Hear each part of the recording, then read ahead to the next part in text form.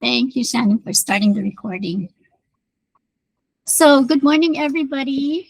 This is our session on bell work, sponges, signals, and transition. As well, this is also our last session together before our portfolios are due. So we have a quick activity, which is while you're waiting, and actually, since we've already started, you can still do this. In the chat box, if you could think of some activities you do when students enter your classroom and type them in the box, the chat box, that'd be awesome.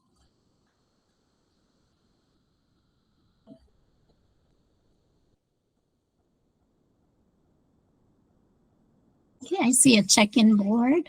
Yes, writing homework in a planner is a great start for them to be doing.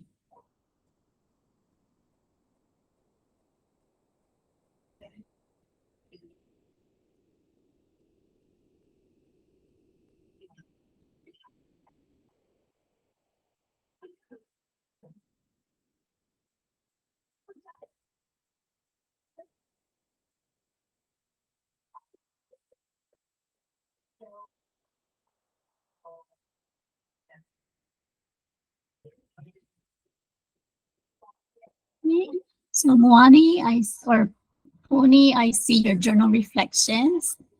That's great. Vocal practice, awesome.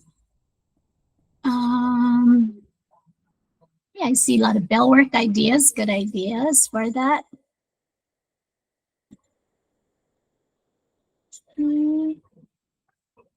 Morning work folders.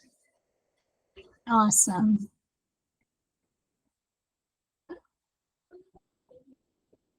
Yeah, I see some research going on. Practice reading and listening, writing down homework. Yes, that's a real common one, and that's a great time to do it. Okay. We don't do any in art, and that's okay, Mia. Gratitude journal, so that's a nice one, Mia. Okay. All right, so a lot of what you've listed is what we're going to be talking about today. So what do we do when the students enter the classroom? And we call that an entry type of bell work or activity. Because we know in the beginning of class, we're busy taking attendance. We're busy maybe checking parent communications. We're busy doing many different things. And if the students have nothing to do, that's a good time for them to have, or for you to have some behavior challenges. So those things that we just listed there are really called entry activities. And Shannon, if you could, Christy, if you could take or do the next slide.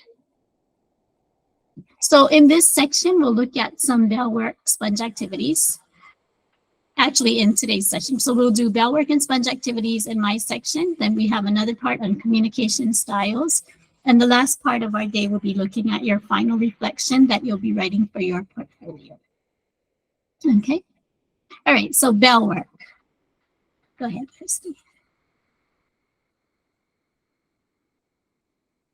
So what is it? It's basically the things that you just mentioned. It needs to be something that students can complete independently when they walk into the room. So like many of the things that were discussed earlier when Shannon did her part on procedures or routines, they need to practice these things in order to get proficient with it. You want them to be able to do it independently so you can take care of the things that you need to do, whether it's following up on parent communications, doing your attendance, etc. So what type of bell work do you have in place for your class? Okay, next. So when we think about setting up a bell work, usually it takes the first 5 minutes of class. And we try to post that bell work in the same place so students don't come in and wonder, okay, where is it this morning? What do I have to do? But when it's in the same location, they know exactly what to do when they come in and where to look. So we also said that the bell work serves a purpose. So many of you talked about homework planner, copying their homework. That's a great one. I used to do that as well for my students. They can do it independently, and then if they need help, they can always ask someone for assistance. That's really a great one. They can do it by themselves. When they're done, they know the procedure. the assignments on the board, copy it down. When they're done, their planner goes into their backpack. So make sure it serves a purpose. And here is an example of a bell work called Which One Doesn't Belong? Some of you might be familiar with this. What it is usually you put up these images. I have 4 up there. It can be 3 images, but generally 4 works well. And I just leave it up there, and students have to think about which one of those shapes doesn't belong and why. So I used to do it with just communicating, with just talking about it, and then they would talk with each other, and then we would share out as a big group. What I've also seen done is where people will have the students write it in a journal, so they can start reflecting on which one doesn't belong and write their response there. So we'll try this with our group here. Which one doesn't belong? And we have numbers on it, so you can say the number that doesn't belong and give your response or reason why. So any volunteers?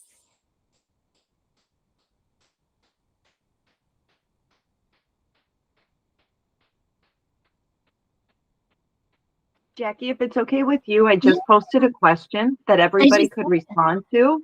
Looks good, Shannon. Yeah. And this is going to help me test something out. So if everybody could respond to the question that came through. Perfect, Shannon. Thank you.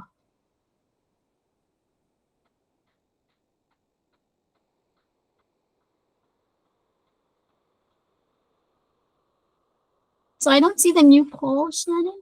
Or is it Q&A? No. Oh yeah, I see it in the Q&A. Great. I don't know how to enter in my answer. It just says plus to ask a question. Same for me.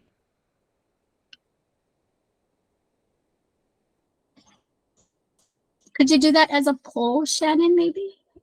I will try. Poll wasn't giving me the data that I wanted, though. Oh, that's right. Yeah, I see some of you are getting in there. I think they're just posting questions. Yeah, if you hit the ask a question button, you can type. Oh. Oh, okay. Thanks for teaching us. I know, we're learning it together. That's awesome.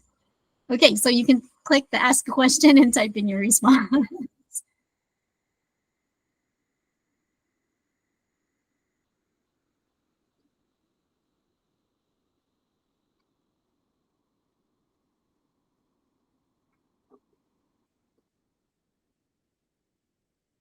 I see a lot of 4s. I see 2s.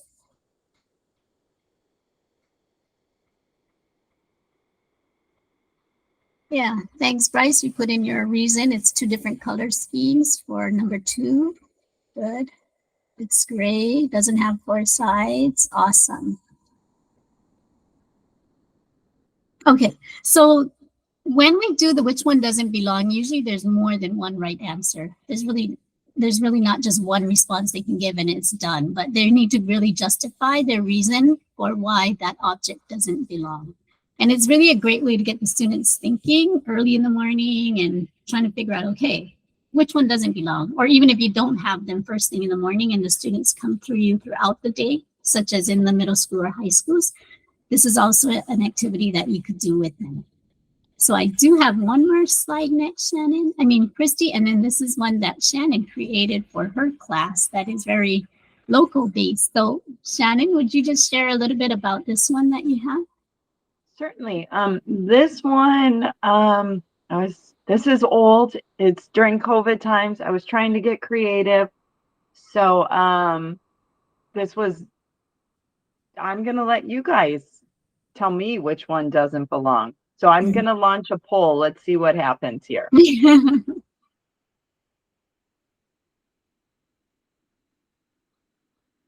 And if anybody would like to turn on their mic and explain why, tell us which number and explain why you don't think it belongs, please feel free.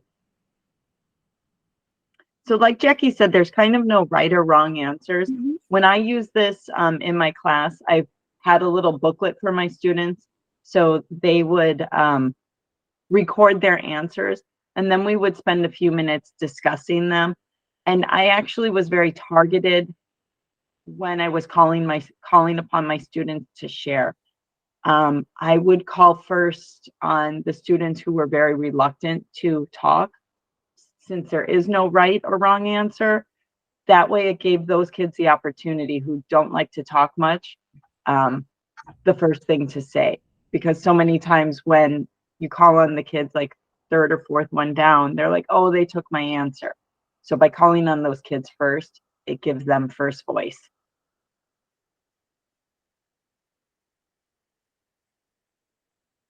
We have a lot of fives. Number 3, Shannon, there. Mm-hmm. Would anybody like to share why they picked number 3?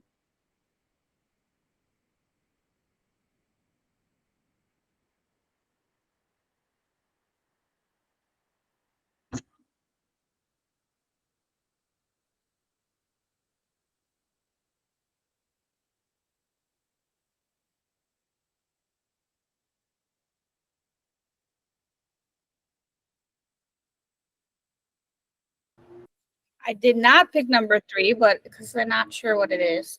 Is it just eggs? It's eggs. Oh, I picked number 2 because I was thinking not bacon. We need Spam. Ah, okay. There you go. Excellent.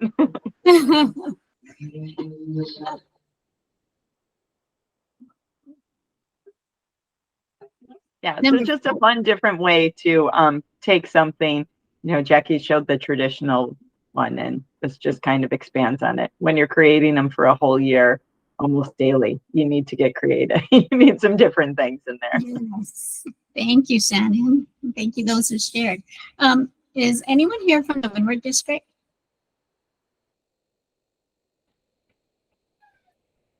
Did you say Windward? Yes. Oh, yes, me. Oh, okay, Sherilyn. So I'm not sure if you're familiar, but our Windward District resource teachers, they have a site where you can get a whole bunch of what they call number talk routines. And then they posted like so many different things that the students can do. And I'm pretty sure one of them is the which one doesn't belong. So it's slides that's already made, and then you can use them in your classroom. So what's nice too about this is it's not really pertaining to any particular grade level, right? It's others who can use them as well, all age groups. So yeah, that's something that's helped me a lot in terms of where do you find the time to get all these slides together or pictures together. But if you do a Google, you put in which one doesn't belong, there are some that's already pre-made. That's great to use too. So not only does it get the vocabulary in there, but it gets students working together, communicating, and problem solving as well. All right, next slide, Christy.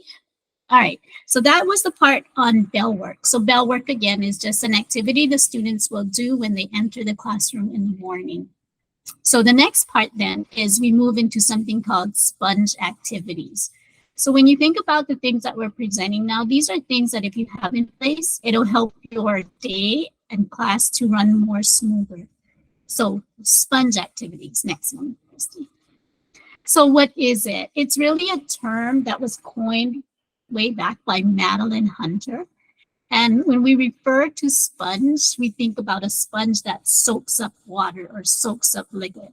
So the sponge activities that we put here are really activities that really soak up precious time that could otherwise be lost. So I've just listed a few things here that I've done with my class, and I have the digraph TH.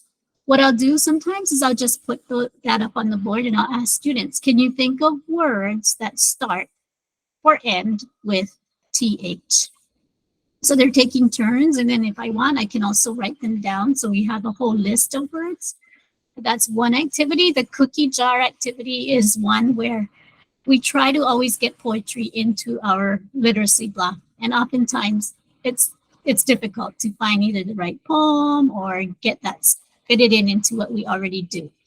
But for that cookie jar, what it is actually just a jar. And inside, there are cookie cutout shapes.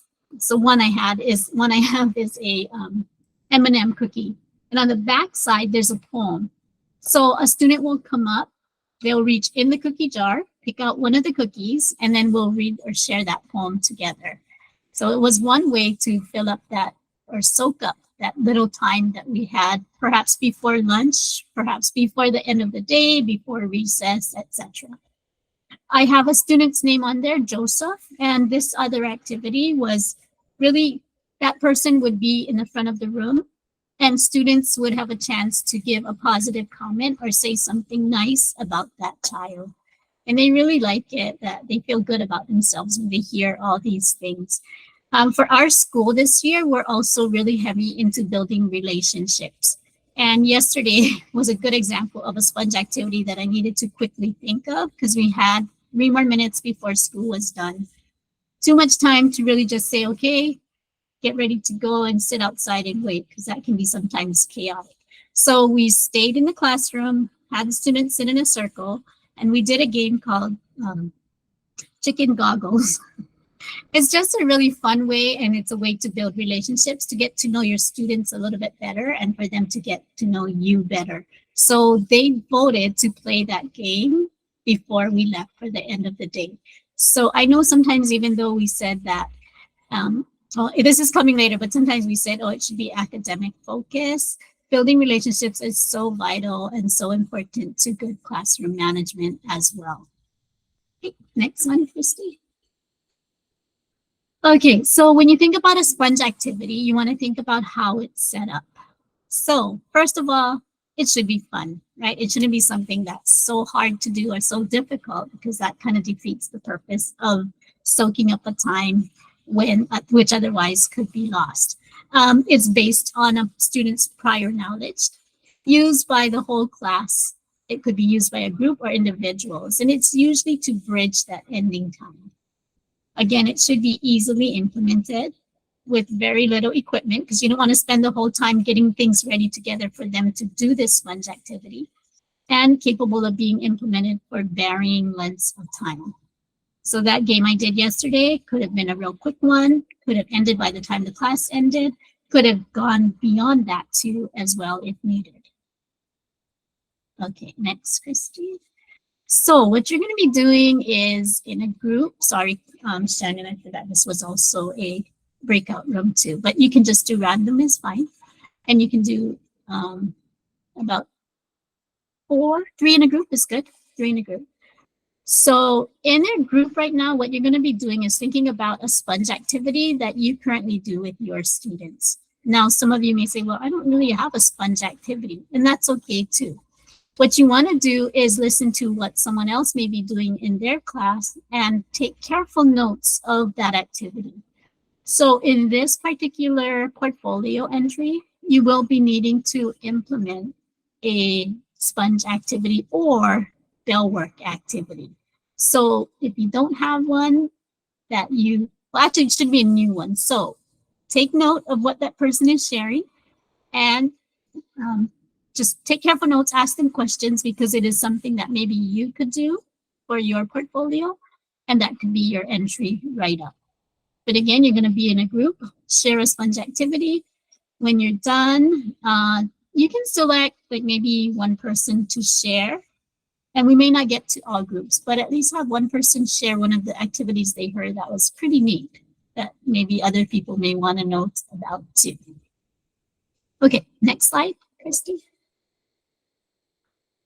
Okay, so this is more, I guess, professional reading you could look into if you also didn't have a sponge activity or if you wanted more ideas. So we'll give you maybe about 10 minutes to be in your group, share your sponge activities, select one of the lessons that you heard that sounded pretty neat, and get ready to share that with the group, the whole group, once we come back. So any questions before we send you to a breakout room?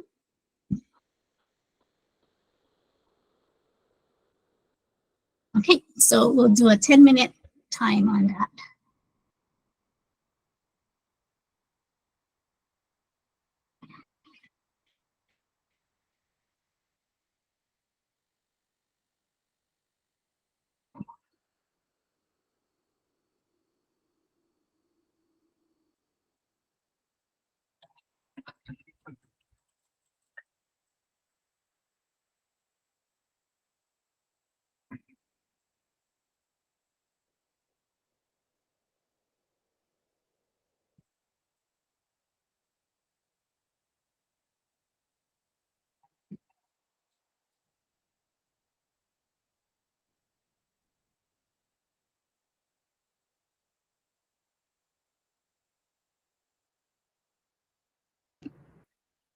Is this main room a breakout room? Yes, Okay. that would be one of the breakout rooms.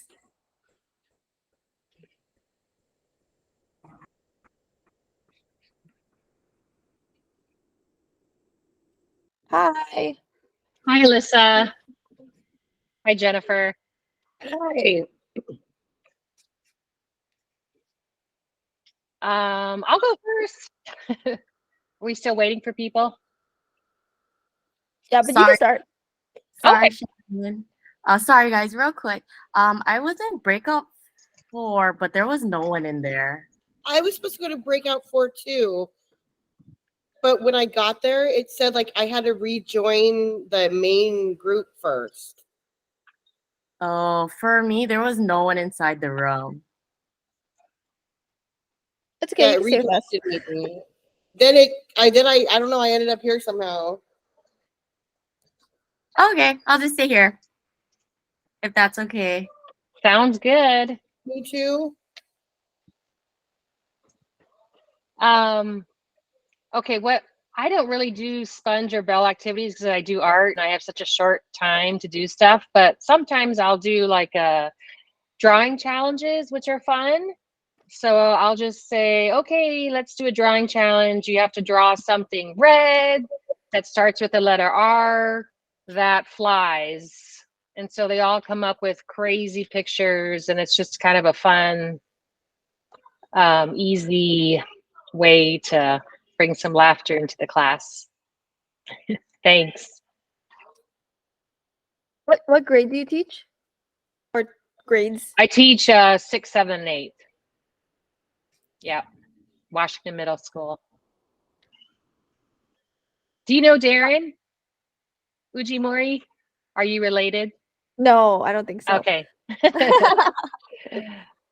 Thanks. I do, I don't do a lot of sponge activities. In the morning I'll do typical bell work, which just is like a one warm-up problem. But one sponge activity I do is called Silent Ball. And in the morning, we have our morning meeting. So I'll ask them like a simple question. Like what's your favorite color? Or I don't know, what superhero would you want to be? Whatever. It's just to get to know them. So we try to do that every day. And then with our throughout the if we have time and we finish early, we'll play silent ball, which is like I have a ball in the class and the only thing they can say is the person that they're throwing it to. In the beginning, I have them say their name, but like later on throughout the school year, I'll use the morning question and they have to remember what those people said in the morning, just so that it forces them to be engaged during our meeting and then also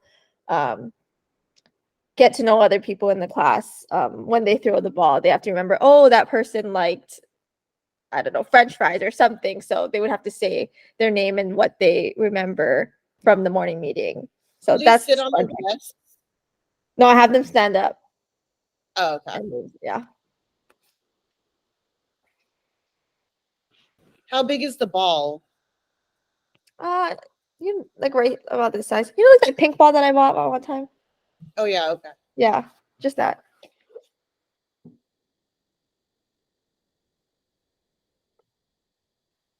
I can go next. So for me, I don't know. I don't really consider a sponge activity. Like at the end of the day, if there's like 5 minutes left, we either do storytelling to where we're all sitting at our desks and someone starts a story. So like once upon a time, and then someone then goes like, oh, there was a prince and a frog. Then the next student continues it. So we kind of make a whole class story. And then another one that we do, what was it called? I call it pair up, group up. So I tell them, okay, stand up. Okay, find someone who likes the same animal as you, and then they either group up or they pair up. And then after they're done, then I go around asking, okay, what is this group? Oh, tigers. Okay, this group is dogs, and so forth. So that's pretty much all the activities that I do if I have time.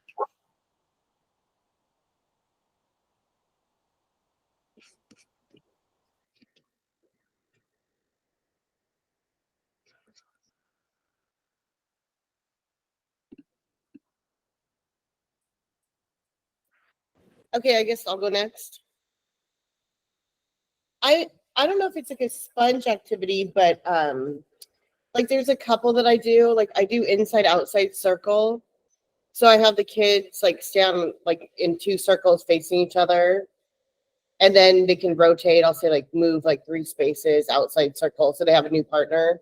And then we do would you rather questions. And I just like Google the would you rather questions and they like it and then they get to talk to each other. We use it for like vocab practice and stuff too, but just for like getting to know each other. We do that. And then there's like this great activity, but it's on Gimkit. And it's like you have to pay for it unless you have a free trial, but it's like Pictionary. Like it picks one kid and the kid has to draw a picture of something and all the other kids are trying to guess it within 1 minute. And that is like super fun. It was like a really good like art game. Wait, Jen, what was the one you were talking about? About inside outside? Like inside outside, like I do would you rather questions. Oh, I see. So if they choose one, then they're in. If they don't, then they're out. No, like they're in a circle. Uh-huh. So like they're in 2 circles and like there's an outer circle and an inner circle. So the inner circle is facing the outer circle. Oh, And they're like, then I ask a question like, would you rather whatever, like swim with sharks or octopi? And then they tell the partner. oh, okay. And then like I'll move it. Like I can say like move 3 outer circle, move 3 spaces to the right. Oh, So okay, I can control who's talking to each other. So if I have a kid who talk, I can assign him like a nice person that will help him talk or her talk. Does that make sense? Yeah. And we do it for like quizzing too, like vocab. Oh. Like we do it for academic stuff, but I also do it for like team building activities. And they all know how to get into the circles. So if we have like a few minutes of time, we do that. We play like 4 corners sometimes also, and I use like the wheel that has their names on the smart board and they spin it and then like they go to that person gets to call the 4 corners. They love that game. Like it's good for like, I don't know, like time filler. They love to play it like on rainy days and stuff. Wait, so when you do it with vocabulary, Yeah. do you just ask like, oh, what word means da da da da? They have note cards. Oh, okay. Or they have their vocab sheets. And then they just Okay. quiz each other on like question 1, question 2. Yeah. Okay. I'm trying to work in math too, like for polygons, but I'm not sure. I haven't done that yet. Also, they'll just ask each other a question, and then if that person gets it, and then you rotate. Okay, ask the other person a question. Yeah, so like the outside circle is asking the inside circle, or the inside circle is asking the outside circle. Okay.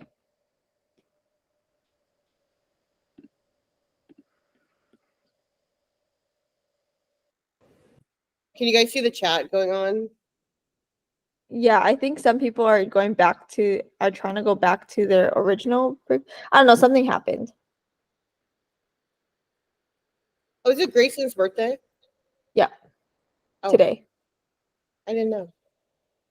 I was gonna bring her late tomorrow. I mean, not tomorrow. What's it called? Oh, that's nice. Maybe I'll bring Monday. a cupcake or coffee or something. Yeah. Too bad we didn't have wheel. What? Too bad we didn't have wheel. Then we could like. Yeah. Ugh.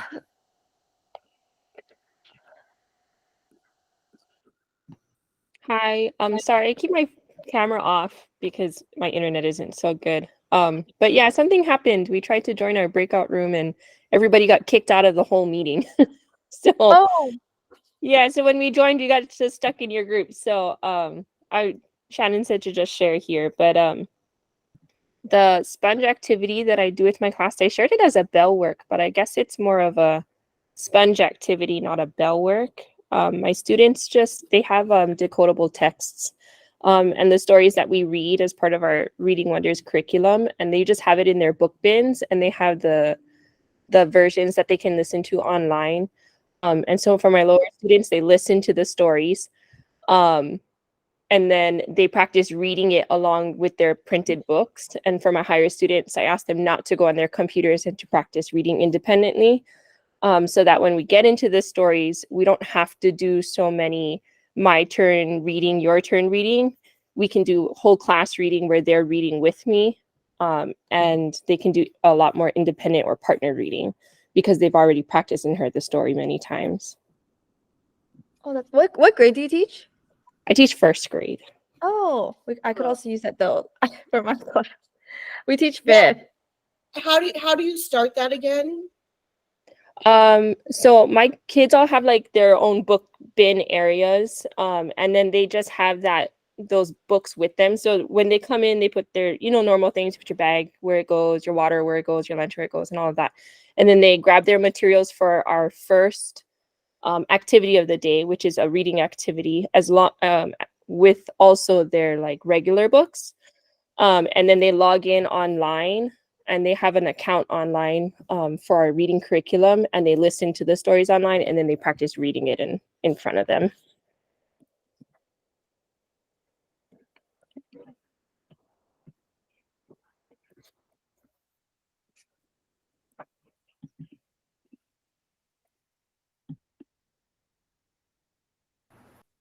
Okay, I guess same problem. I got kicked into this room, but I teach first grade. I do something similar to that stand-up partner share. So I call it walk around the room. And so basically, like if I want them to partner share with someone who's random, I'll have them get up and walk around the room. And the directions are like, you're kind of like at the mall, right? You're not talking to a friend, you're not following a friend, you're kind of pretending everyone's not really there. And then I'll do like change direction. Sometimes if our story was animals, I'll have them act like certain animals around the room. And then basically I do a total focus freeze, and then they find a person standing next to them. And then they do the think, pair, share conversation. But I don't know if that's a sponge activity or I don't know. It's the only thing I can think of at the moment.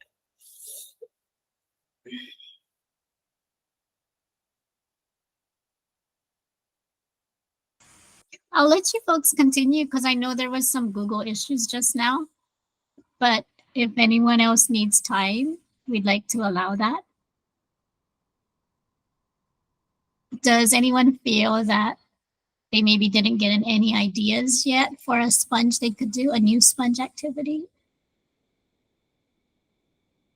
So the choice for the portfolio is a new sponge activity or a bell work. So it doesn't have to be a sponge activity, but we want to give you that time if you need to get more ideas.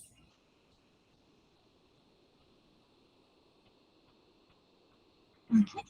All right, we're going to go ahead and continue then. We apologize again for that Google Tech problem that we just had. So thank you, Christy. All right, and again, if you didn't get a chance and you want more ideas, there is the professional reading link that you can look at to get more ideas about sponge activities to use. So another way to help your classroom run smoothly is signals. So a lot of times once the students are working in groups or they're working together, you have to think, how are we going to get their attention back together on me to continue giving more instruction or direction to them. So this part will look at signals that we can use in our classroom to get students' attention. So what is it? It's usually a visual or auditory cue, and it is used to get the students' attention quickly. So a visual cue might be turning off the lights, which is sometimes not preferred, but an auditory cue may also be 1, 2, 3, eyes on me, and the students will say 1, 2, eyes on you. Going back to the visual cue, another visual cue that you could do too is at our school, when they're in the cafeteria especially, and they need to make an announcement, someone will just put their hand to their mouth, their hand goes up, and that's the signal to the students that they need to be quiet again and turn to the person who's waiting to give them an announcement. So that's another example of a visual cue, but really the whole goal is how do we get students' attention when we need it? Okay, next, Christy. All right, so how do we set it up? One thing you need to do is teach that signal to the students. And of course, like everything else, students need time to practice it till they get it. And when they do get it, we want to make sure that we reinforce what we saw happen. For some of them, it takes a while because they aren't real comfortable with it yet, or they haven't done it long enough. So if you want the signal to be effective, students need to make sure they have time to practice it, and you reinforce it so that it continues to happen again. So for example, if the signal for the cafeteria was finger to the mouth and hands up, the students needed to know that that was the signal that they were going to be using in the cafeteria. What the students needed to do next was they needed to make sure they did the same thing back. Finger on their mouth, hands up, meaning that they heard they saw the signal, and they are ready to stop their talking and focus on the speaker. So again, teach it to the students so they know what to expect, give them opportunities to practice it, and then reinforce what the students do. Okay, so there is a quick video we have here about signals.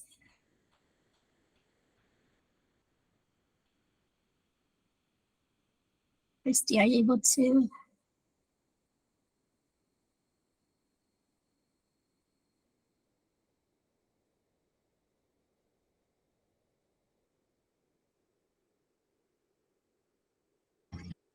Were you able to play the video, Christy?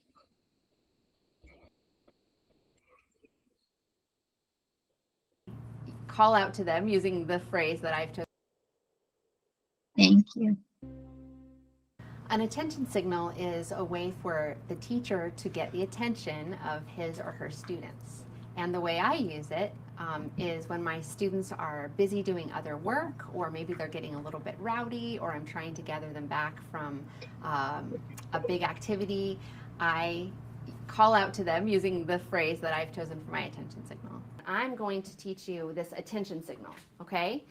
So what I will do is I will say to you, my voice is on, and you guys will respond, my voice is off. Can we try that part? That's part one. Ready? My voice is on. My voice is off. Nice. Very good. But then I say, my eyes are on you, and they say back to me, my eyes are on you. And that way I know that I've got their full attention. Their eyes and their ears are open, and they're ready for the next thing. They're ready for my directions. A teacher likes an attention signal so you can get our attention really quick. Okay, my voice is on. My voice is off. My eyes are on you. My eyes are on you. What I like about the attention signal is that it's a really positive way to get their attention and to call their focus back. And so instead of my standing there saying, listen to me, everybody, you know, and kind of repeating myself over and over, it's a way for me to, in a very positive way, get their eyes and their ears on me. My voice is on. My voice is off. My eyes are on you. My eyes are on you. Awesome. And it builds a really kind of fun rapport between us as we're getting ready to move to the next thing.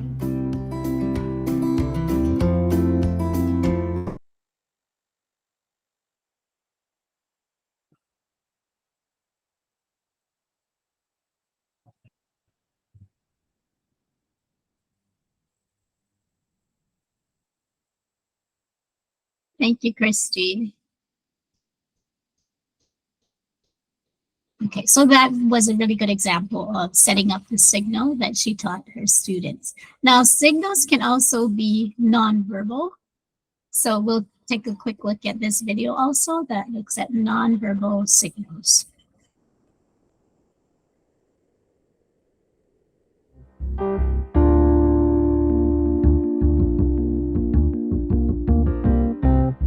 We all learned something, and I appreciate the time you put into really making it special. Thank you. I see a lot of friends. Nonverbal signals keep the classroom running well by minimizing interruptions. I clearly need to review number models. Where are you with that? Okay, so we'll get a little more practice before we... Give me a fist of 5. Give me what you think how you did on this learning target. Give it to me. You can flash it to me fast. Teachers can communicate messages to the whole class or individuals quickly We're about to go right into our centers. and silently. Students can make requests of the teacher or send messages to each other without disturbing the work of others. Are you confused on how to do a simile? Because you gave me a fist. I know how to do a simile, but I need help like some. Schools and classrooms can invent their own signals, or American Sign Language can provide signals for any purpose. What are some of the ways you can build on the ideas of others? Show me disagree. Good. What else can you do to build? Good. Add on. What else can you do? Clarify. Okay, what else?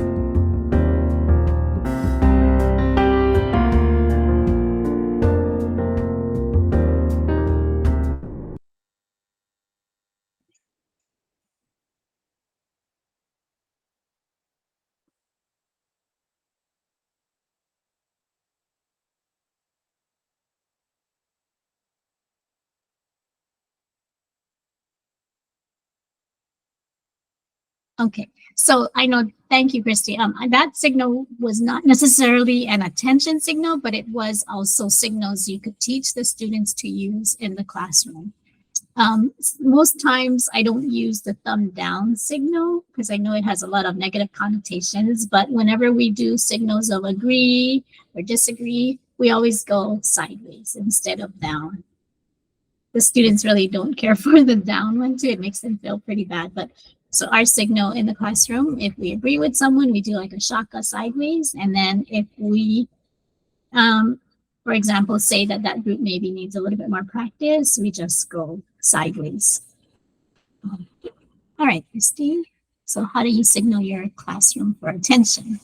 Okay, there's one more part that we look at in a smoothly flowing classroom. We've looked at sponges, we looked at signals. We also think about transitions. So we know throughout our day, we have lots of transitions, especially if you're in elementary. You have all subjects going. You need to think, how am I going to transition them from one subject to the next, or one activity to the next activity? So a transition is really looking at a change ahead. Okay. And it's really, when you think about a transition, it's an interval between any two activities or events that are occurring in your day. It could even be from the end of the school day to the time they need to get back on the bus or go home. It could be from just before lunch. What is that transition like? It could also be going to recess. How do I get from one point to the other? So there's really three types of transitions. One is entering the class and taking a seat. And I know we talked a little bit about that in the beginning with some of the bell work activities that you might do, whether it's copying their homework, doing some which one doesn't belong, etc. The other type is going from one activity to another, and then also exiting the classroom is another big type of transition. So how do you set up a transition? Transitions can really make or break your day. So when you think about it, you want to plan out the procedures really carefully. Think about what are they going to do first? How are they going to get this from here to here? It could even be transitions with materials or supplies, right? Distributing things, etc. Teach the transition to the students, and students practice it, very similar to what you've heard earlier, and then reinforce it when the students do it. Now, on the bottom of that slide, there's a link to an online stopwatch or countdown clock. I use that often in my class, but then I also found another one that's more visible. Like the one that's online is a digital one and it just counts down. The one that I bought for my class is kind of like a square one. It's pretty big. It's a good size. You can see it in the back of the room as well. And it has a knob where you can set it down to like that 1 minute mark or 2 minute marks. And the students can actually see the red part getting smaller and smaller until the time is up. So I like using that instead of an online stopwatch or timer, only because it's more, the students understand, and I have first graders, they understand that better than just looking at numbers counting down. So a lot of times when I do a transition in my class, and whether it is from, okay, we're done with our lesson, you need to go and get your practice book now and come back to the carpet, I set the timer and I said, okay, you have 1 minute to do that. And we practice it a lot because in the transition that I do, I expect them to make sure their mouth is off. They go to their seats, get their supplies, pencil, eraser, and then come back to the carpet in 1 minute. Most of them can do it, but the ones who usually don't make it are ones whose desks are not as well organized as they should be. But that stopwatch often helps a lot because they can gauge how much time they have to get that transition or activity done. Okay, next question. All right, so we have a quick video for you about transitions.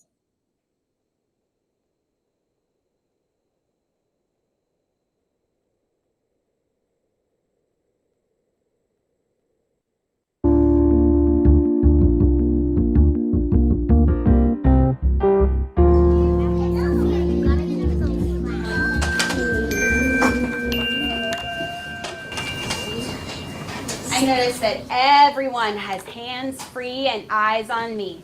Oh, almost everyone. Transitions should be clear for every student. Purposeful, respectful, efficient.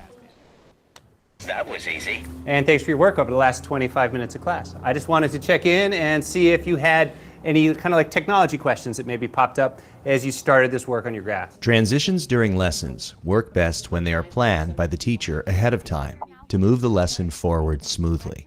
Up on the board, our last protocol for today. There are 5 posters around the room now. When I write lesson plans, I write what it is I'm going to say and what it is I'm going to do during a transition. So if I don't plan transitions before doing them, I might not do them in the most effective way. Directions should be given in small bites. Materials should be easy to access. In your own seat sack, you will find a little surprise from me. I disseminated the materials this morning prior to the lesson. My students have seat sacks behind their chairs, so I had tucked away the materials that I had differentiated for them. Transitions can be practiced regularly by students, rehearsed and critiqued by the class until they are sharp. Let's try one more time because I want everyone's beautiful eyes on me. And now I see everyone's hands are free and eyes are on me. Much better. It's time to clean up.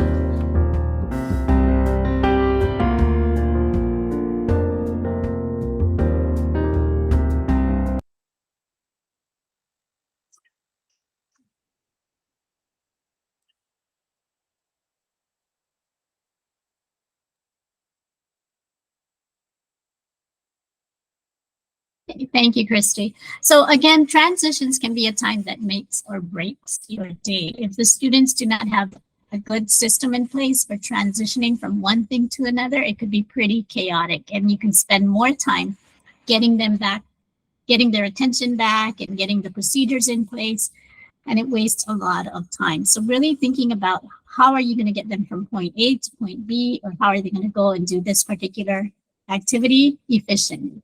So on page 58 to 59, there are some transition problems. Now we have them for you, so don't worry too much about it. It's also in your Google Classroom. But what you're going to be doing is you're going to be in a group and you're going to get one of the problems, the transition problems. What you'll do as a group is think about some possible solutions to how to make that transition go much more effectively and efficiently. And when you're done, you're going to get ready to share. So if you look at the next slide, Christy, we're going to be addressing 4 of the problems. So if you're in the main room, you're going to be doing this first particular one about the students. Are you able to make it a little bigger, Christy? I'm not sure. Okay. And then back to the other slide, yeah. All right, anyway, if you can't see it here, it's also in your classroom. But in the main room, you'll be addressing this particular transition problem and coming up ways to how you can make that problem more efficient. If you're in breakout 1, you just are going to do the following problem below that. And then like the next slide has, breakout 2 is going to be that 3rd problem, and breakout 3 is going to be that 4th problem there. There's more than that. I think there's 8 transition problems, but we'll just be addressing the first 4.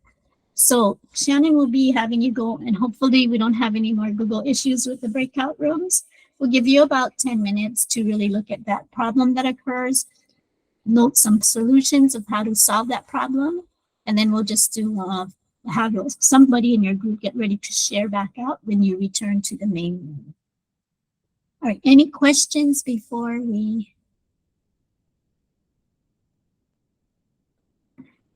Okay, so these rooms will be a lot bigger than the last time. All right, and we'll give you 10 minutes, so Shannon will send you to a breakout room. Give me 1 second. I'm just trying to do some finalizing. All right, thank you, Shannon.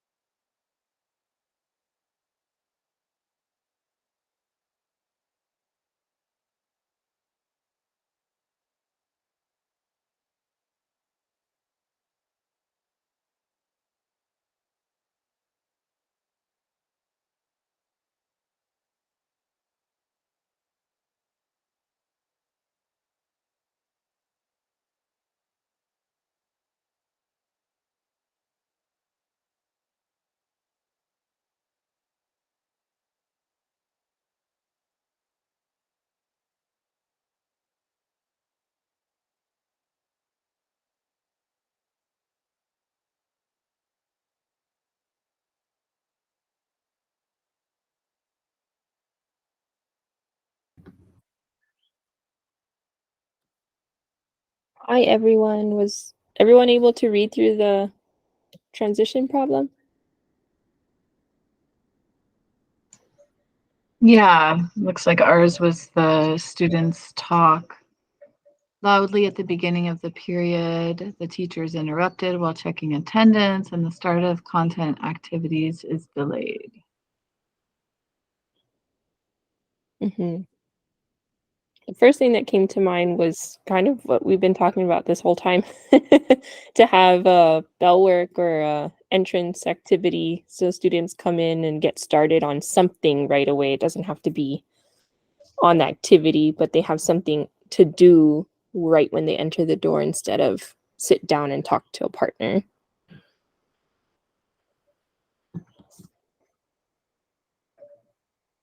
Yeah, that definitely came to mind as well.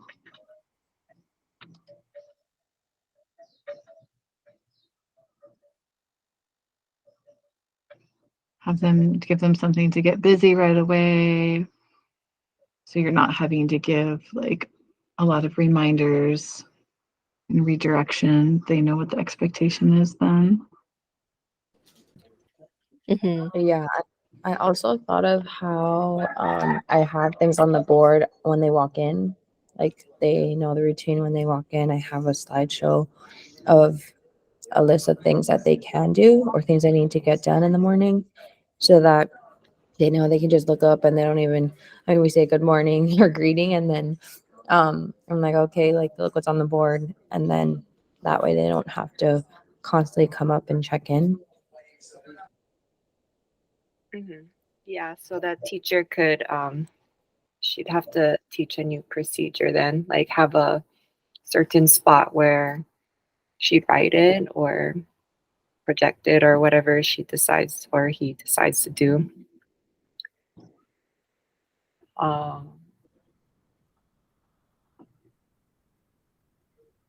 Yeah, that's just in general, whatever grade level or subject they teach, right?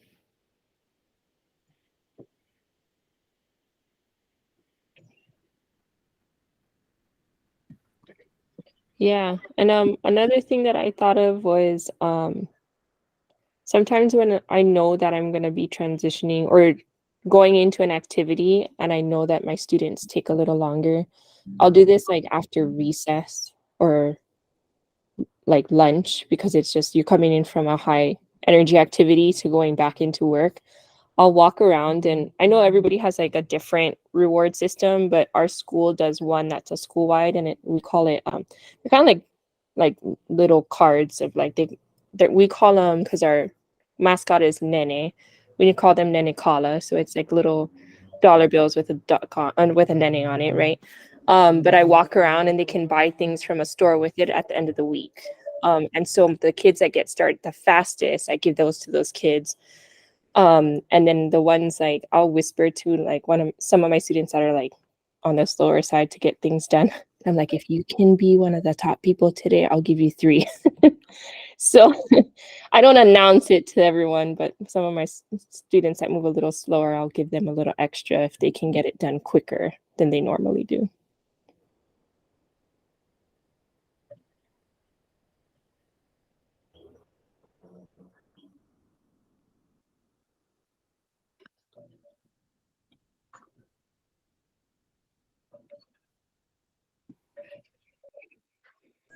I know some things like I've had to teach my class is they know like the noise level should be low or off during the bell work. That's just for my class in the mornings right now. And then, but they're totally able to have some students who maybe can't read or certain words in the question, even though it's doable, it's just that's their reading level right now, and they can whisper to, they just learn how to help each other without disrupting the class, basically. That's something they had to learn from the beginning.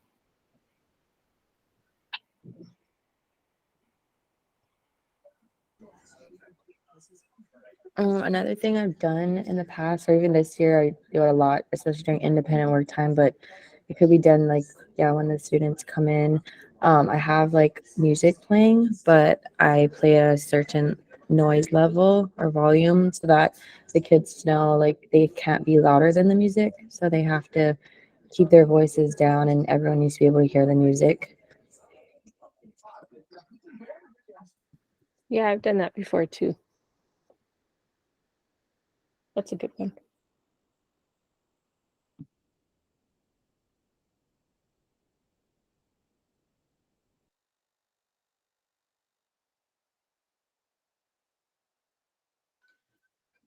I've had my students, you know, if the expectation is that they come in quietly, like in the morning, we do circle time first thing in the morning. And if they're coming in like, you know, like really wild or really loud, I'll just say like, send them out for a do-over, you know, like a redo.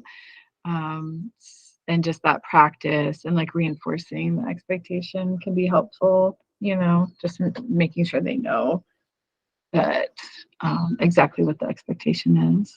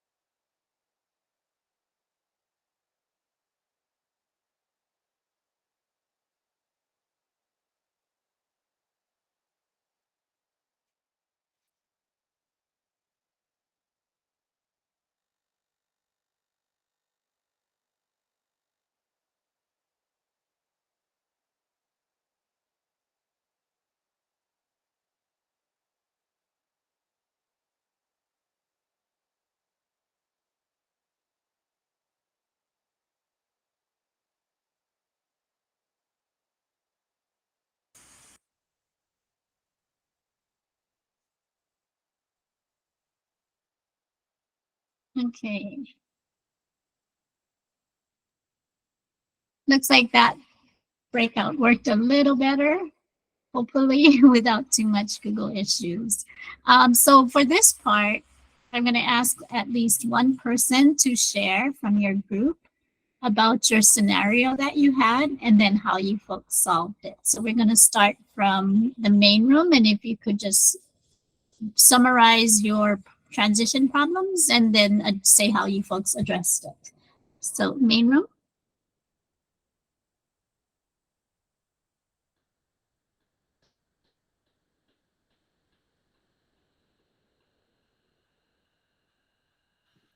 Hi, Okay. I was in the main room. Okay, thanks, Janet. We talked about, so the teacher was having difficulties with the volume at the beginning of the class, and we talked about having bell work activity. So they would have to teach a new routine or procedures about where to find the activity to start the class with. And some teachers suggested like incentives to get started right away, or some strategies like to have the noise volume lower, such as one teacher plays music in her class and it's at a certain low volume where the students know to not be above the volume of the music. We talked about different strategies like that.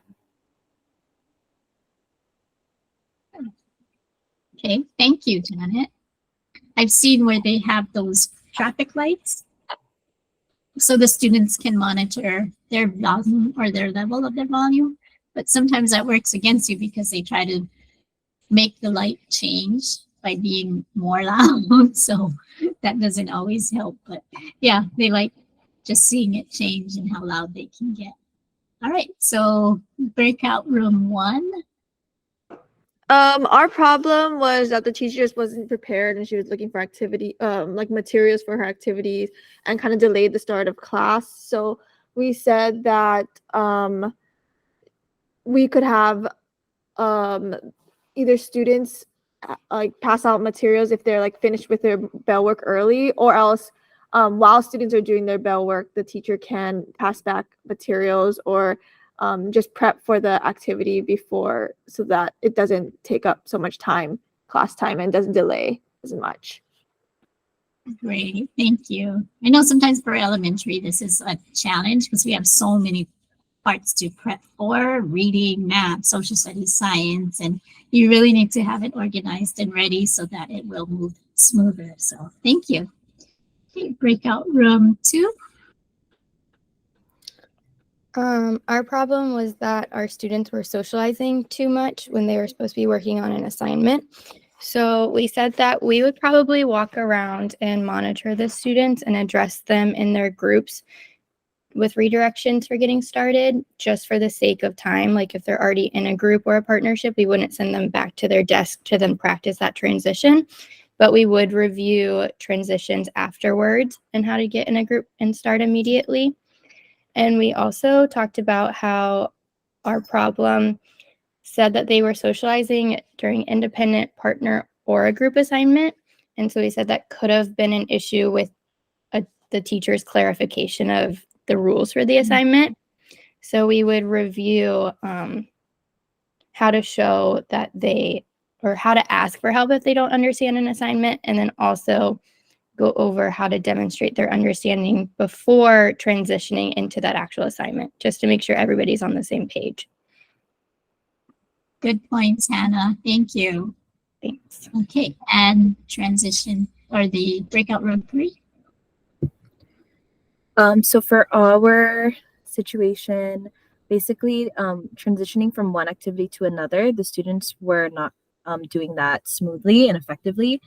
So we talked about definitely having an attention getter. We shared some that we have, like bum ba da bum bum bum, class class, yes yes. My favorite one my students are loving right now is I say, hey hey kindergarten, and they say, hey hey Miss Jeannie Gavis. So definitely having attention getters. And then we talked about also having things like visual schedules or the agenda up so students can see beforehand like what is going to be happening next.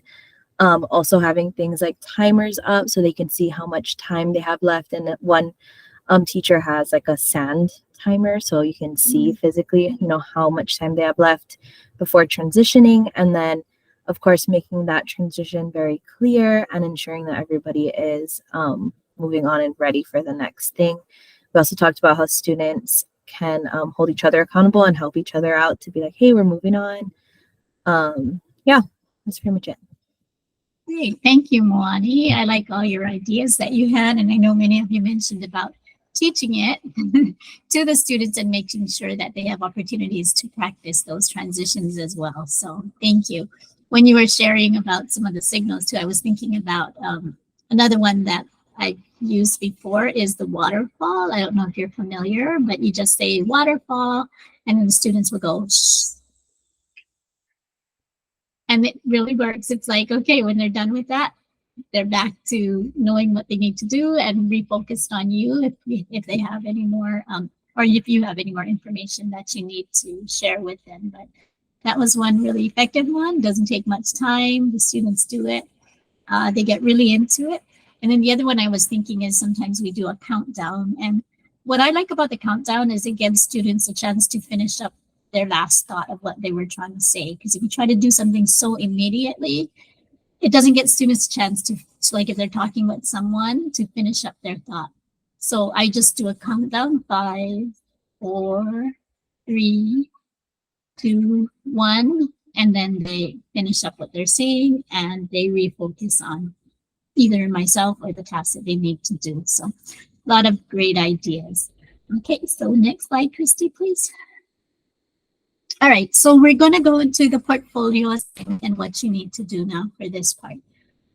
In this section, you're going to need to select one of the following. So make sure you know that it's not both of these things you have to do, but you select either a sponge activity that you're going to implement or a bell work. For this particular entry, you need to do something that's new. So that's why earlier we said take careful notes from your friend or whoever's sharing so that you can get really ideas and clarity of how to implement it should you choose to do that one.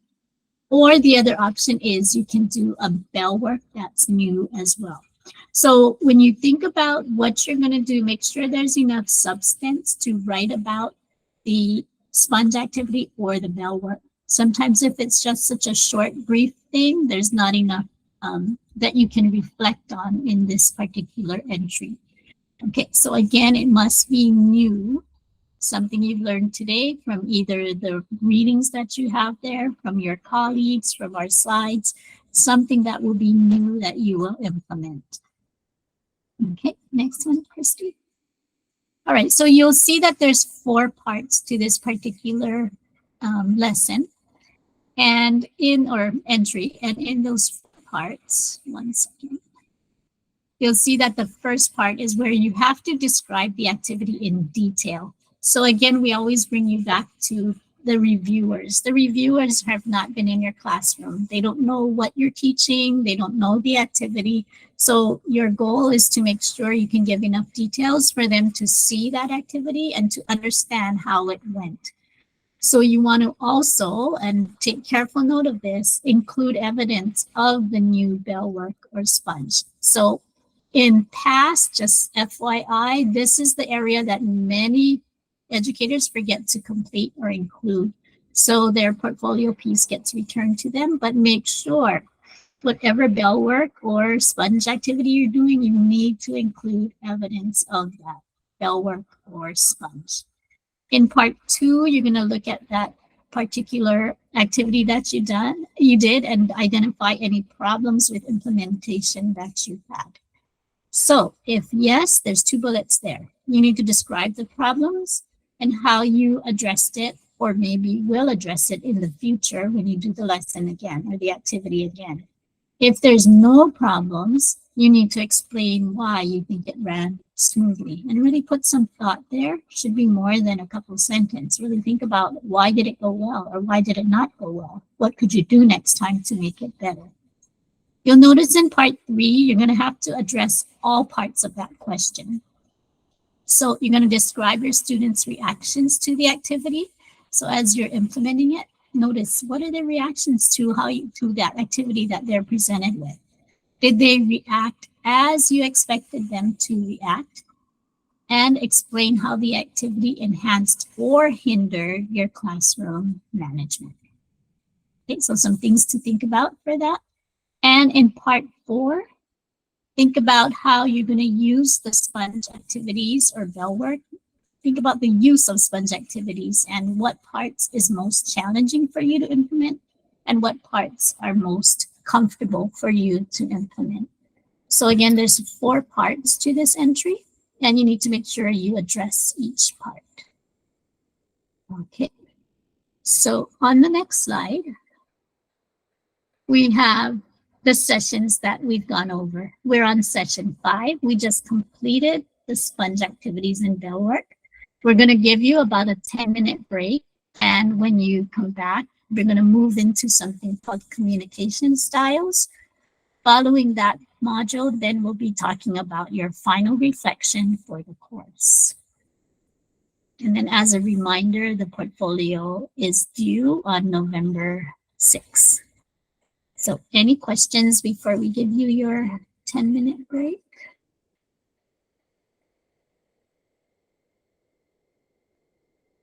Okay.